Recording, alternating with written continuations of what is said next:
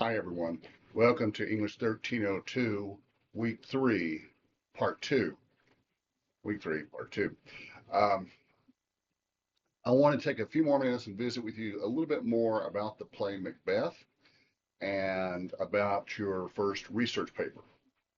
Also, to remind you that your first quiz will be next week. So we'll talk some more about that later. Okay, so about Macbeth. You really need to read the play carefully, not because it's hard to follow, because it's not hard to follow. It's just there's a lot of stuff happening. It's very action packed and kind of bloody, kind of gory, and the characters are fascinating. Lady Macbeth is just this incredibly complex character who is almost too evil to be believed. We first meet Lady Macbeth, I think, at the end of Act One, and she really, really wants her husband to be king of Scotland. Now, the first thing to remember is that King Duncan, the original king of Scotland, was a good guy, kind, generous, noble. He was all the things that a good king should be. And Shakespeare, as well as King James, who was king of England at this time, believed in something called the divine right of kings, meaning that the king was better than anyone else on the planet and was second only to God. So it was really bad to question a king's orders because he is basically the spokesman for God. He's kind of like the Pope with a lot of political power. So he's and God appoints these people to be king of their chosen country, and you're just not supposed to question what they tell you. So to kill one, as you can imagine, would be really, really bad.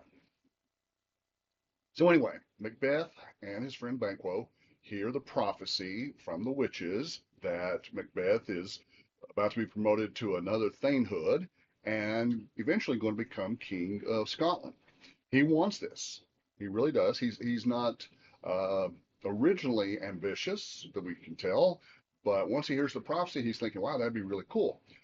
His wife, on the other hand, before she hears anything, she's already ambitious. And when she hears about the prophecy, she's like, "Yes, we can make this happen."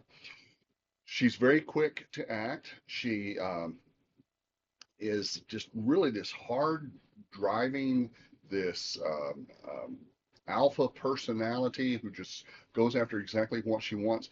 And the way she describes herself is unusual. At one point, she says, apparently she doesn't have any children, but she says, even if I had a baby suckling at my breast and I had a chance to become king, I would take and bash its brains out against a wall. Now, this is a biblical reference. In the Old Testament, God tells the Israelites to do exactly that.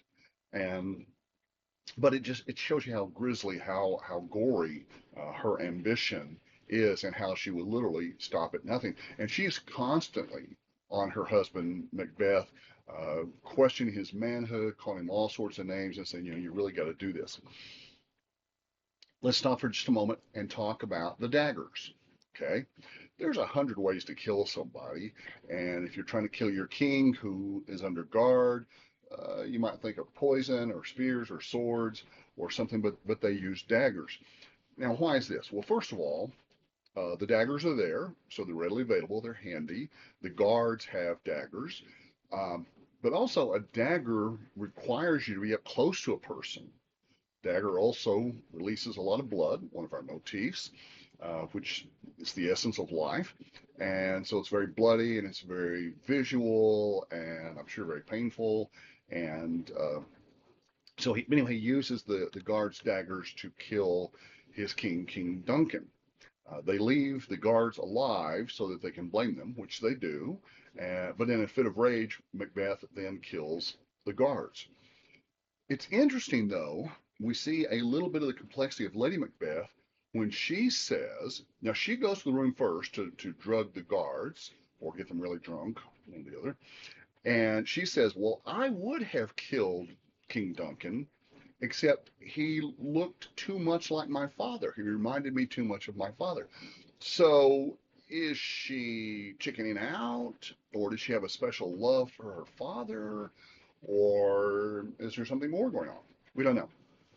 Anyway, he does kill him, and then, of course, naturally, one of the two sons, Malcolm or Donalbain, would become the next king, but they're worried, they're scared that whoever killed their father is going to kill them, which they had every right to be, and so they flee, one to England, one to Ireland, and so Macbeth is like, well, you know what? There's nobody else here. It's just me. I've already gotten one promotion, so I'll just name myself as king. And everybody, except for Macduff, goes, well, okay, yeah, sounds good to us. Um, let's see. He feels pretty insecure at all of this. Um, and then for some reason, he kind of lights on the fact that the witches had told Banquo, you'll never be king, but your kids will be king. You're going to begat a line of kings. And he's like, dude, I have fought to become king, and as long as they're alive, they could just kind of step into my place, according to the prophecy. So therefore, I'm going to kill Banquo and all of his issue, all of his children. Uh, and so he sets the murderers out to kill Banquo, and the son escapes. The son's name is Fleance. And so it's a very interesting um, high point of the play. One of the things that we want to look at, one of the things we want to discuss is what is the climax of the play? What is the high point? What is the point beyond which there's no return? And there's some good discussion here because you could argue, well, as soon as Macbeth hears that prophecy, everything starts to change. As soon as he kills King Duncan, things change even more. Once he kills his best friend Banquo, things seem to be changing in another direction. And then toward the end of the play, of course, you have the resolution of the denouement. But anyway, read the play carefully, make notes. I do encourage you to find a good summary of the plot. Also, I encourage you to watch a video of the play. All plays were meant to be acted out. Shakespeare never imagined his play being studied as great literature. In fact, he threw away most of the handwritten copies when he was alive because he never thought they'd be used again. They were rounded up 7 years after his death and published. But we study them now because we see the complexity and the profundity, how profound some of the ideas expressed are, and Shakespeare's gift of bringing these great characters to life. So, I do encourage you to watch a video of the play, at least one, but read the play first. Read Act 1, then watch Act 1. Read Act 2, then watch Act 2. Because if you watch it first, you're only getting one person, generally the director's, interpretation of what the witches should look like, of what the setting should look like, of what Macbeth himself should look like and sound like. And the interpretation is very limited. But by reading the play first, you'll get your own interpretation. And really, that's what we're all about this semester is your understanding, your interpretation. All right, let's talk about the research paper. It's due Sunday, February the 9th. I just posted up for you a sample paper. It's called the Ophelia Colorful Sample Example Paper. And the topic is not Macbeth, it is Hamlet, but the colors on there show you the thesis and the topic sentences and the quotes and the explanations. It's short. You're going to have to write more than that. You want to add more details about the explanations and the context of the quote and stuff like that. But it will show you what the structure is supposed to look like, as well as the format.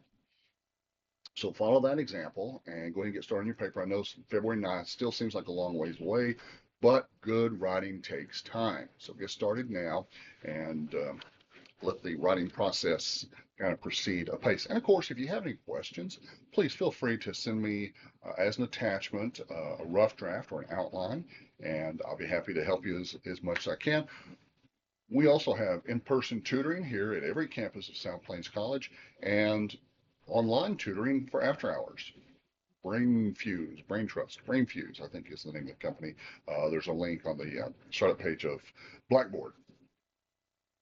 Okay.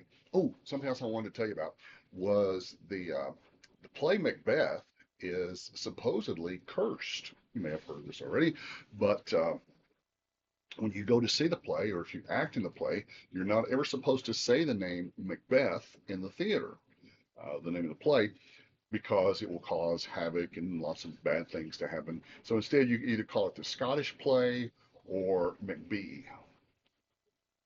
Interesting though, but yeah, it's a fascinating piece of literature, and I encourage you to spend the time it takes. Now, what you're probably figuring out by now is that the benefit of online courses is you can work according to your own schedule. But you can't work according to your own pace. You have to keep up with the course. This is not a self-paced course, so you have to keep up with what we're doing and the reading assignments. Don't let yourself get behind. It's easy to get behind, but it's really hard to get caught up. So stay current with the assignments, stay up on the reading and the writing part of the assignments, and if you have any questions, let me know. Let me also remind you that, of course, you're more than welcome to join my face-to-face classes. I teach English 1302 on Monday nights at 7 o'clock and on Thursday nights at 5:30 in the Lubbock downtown campus, 13th Avenue Q, in room 2016, second floor. And you're welcome to join us once or every week or as often as your schedule allows. Okay. If you have any questions, let me know, and we'll talk some more later.